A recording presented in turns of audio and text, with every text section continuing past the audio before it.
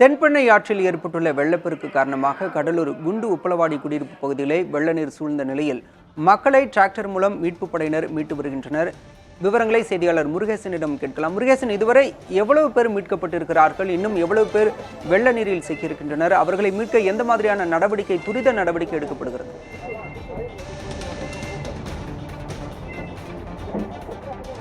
தற்போது நாம் இருக்கக்கூடிய பார்த்தீங்கன்னா கடலூர் மாவட்டம் குண்டு உப்பளவாடி பகுதியில் இருக்கிறோம். சிறிது நேரத்துக்கு முன்பு புதிய தலைமை சார்பு செய்தி ஒளிபரப்பணும். அதாவது தியாகு முதலில் தெருவில் மக்கள் பாதிக்கப்பட்டிருக்காங்க. கிட்டத்தட்ட 300 வீடுகள் இருக்கு. வசிக்கூடிய மக்கள் திடீரென்று ஏற்பட்ட வெள்ளப்பெருக்கு காரணமாக அவர்கள் வெளியே வர முடியல. முன்னறிவிப்பு எதுவும் செய்யாத காரணம் நாங்கள் வெளியே வர முடியாத சூழல் தவிக்கிறோம் என்ற செய்தி ஒளிபரப்பணும். அதனைத் தொடர்ந்து தற்போது புதிய தமிழ் செய்தி ஒளிபரப்பு எதிரொலியாக தற்போது தீயணைப்பு படை வீரர்கள் உடனடியாக டிராக்டர் மூலம் பொதுமக்களை மீட்கக்கூடிய பணியில் ஈடுபட்டிருக்கார்கள். நம்ம இந்த செய்தி நம்முடைய ஒளிப்பதிவாளர் சுரேந்தர் அவர்களை காட்சிப்படுத்தி பார்க்கலாம். இந்த பகுதியை சேர்ந்த அதாவது தியாகு முதலி தெரு, அதே போன்று பூந்தன்றல் நகர் இந்த பகுதியில் உள்ளது.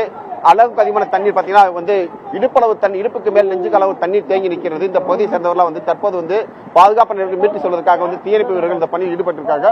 தற்போது நமக்கு இந்த வாகனத்திலே ஒரு பெண்மையை மீட்டிருக்காங்க. அம்மா வணக்கம்மா, உங்க வீடு எங்க இருக்கு? நீங்க எவ்வளவு நேரம் தண்ணிக்குள்ள இருந்தீங்க? ஏன் காலையிலே வரல? நீங்க இல்ல, இங்க அக்கா வீட்டுக்கு வந்தேன். இங்க தண்ணி இருக்குது அப்படியே நின்றுட்டு. எந்த வீடு? இங்கதான் கிருஷ்ணா மண்டபத்துக்கிட்ட. சரி சார், இந்த தீயணைப்பு படை எவ்வளவு எந்தெந்த தெருவுக்குள்ள போய் எவ்வளவு பேர் மீட்கிறீங்க சார்? சரிங்க சார், இப்பதான் காலையில இருந்து இப்பதான் வந்திருக்கிறோம். பெரியார் நகர்ல போயிட்டு ஒரு 10 பேர் மீட்டு விட்டுட்டு இங்க இந்த இடத்துக்கு வந்துருக்கோம். முன்னாடி வெவ்வேறு நகரம் எவ்வளவு தண்ணி எந்தெந்த தெருவுக்குள்ள போயிருக்கிற தகவல் வந்திருக்கு அவங்களுக்கு? எங்க நிறைய போன் கால் வருதா? அதெல்லாம் நமக்கு நாங்க இந்த ஸ்பாட்ல இருக்கணும் சார், அவ்வளவுதான் எங்களுக்கு. மற்ற இடத்துல அங்க அதிகாரி தான் கேட்கணும்.